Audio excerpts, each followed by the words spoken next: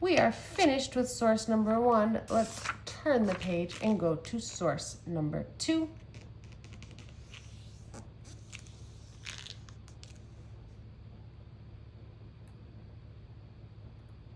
Go ahead and read along with me. Put your finger on head note, that's the introduction. In 1974, Dr. Arno Peters was a German map maker. He did not like the Mercator projection map because it distorted the true size of countries. So if we look at this, we can definitely see Africa is way too small. It is distorting the size or messing up the size of the countries. Makes sense? He said that making Europe appear bigger than it really is made people think that Europe was more important than other parts of the world. I guess that makes sense. Europe's bigger here, so Europe thinks they're more important than Africa and South America. He said that making Africa and South America look smaller than they really are made people think these parts of the world were less important. Peters wanted to make a map that showed the true size of the countries and continents. Today, UNESCO, an international organization committed to world peace, and other international aid agencies use the Peters map because it makes all the countries look their true size and places them at their true location. At the bottom, attribution, Peters projection map made by Dr. Arno Peters in 1974 in Germany. Here's the map. He did do a good job with the size, so Greenland is the correct size in comparison to Africa. But like we talked about yesterday, there are some definite limitations with this. First, ask yourself, who created this map? We're going to do this on your own. So find in the text who made this. What is the name of the man who created it?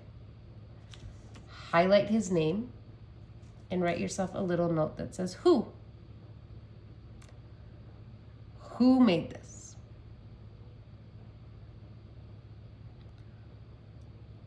The next question is, when was this made? Go to your text.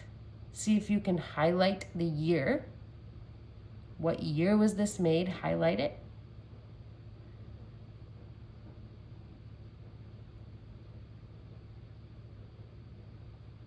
Where was this map made? Find it in the text. Highlight it.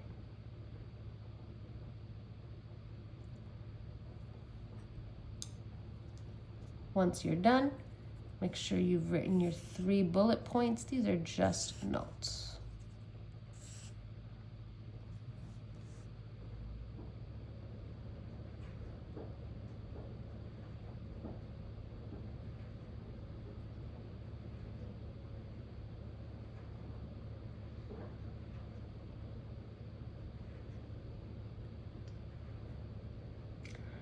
Why did he create this map? What was his purpose? Why? So it said right in the text. It had something to do with this other map.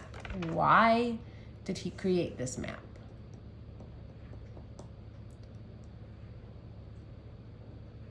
Why did he create this map? Find it. Highlight it. Then write it here. It can be in your own words.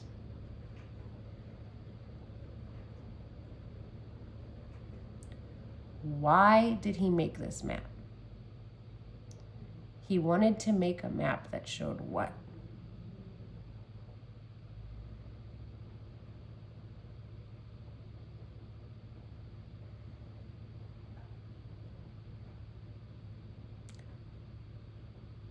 Value. What is helpful about this map? It's really similar to the purpose. So what is this map good for? What does it show really, really well? Think about what this map did not show well. What is helpful about this map? What does it show well?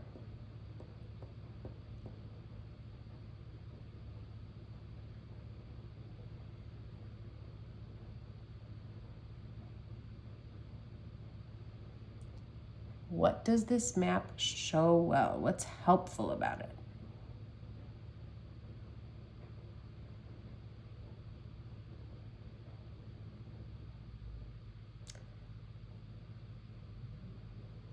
Finally, what are the limitations? What is not helpful about this map? For me, two things really stick out. So if it were me, I would be tracing Africa here and tracing Greenland here. And I'm noticing there is something funky about these shapes. So there's something that's wrong. I'll give you a hint. It's either the size or the shape. One of those things is wrong.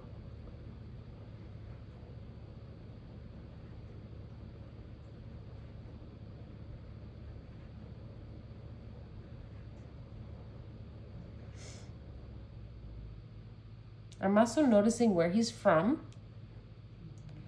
And I'm going to circle it right here. That's where he's from. So I'm going to say bias because he put blank in the middle.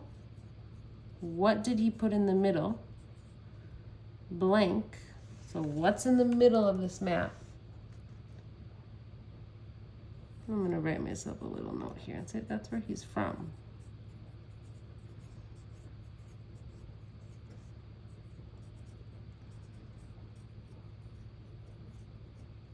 So that's some bias there. He's making a choice about what to put in the middle of his map.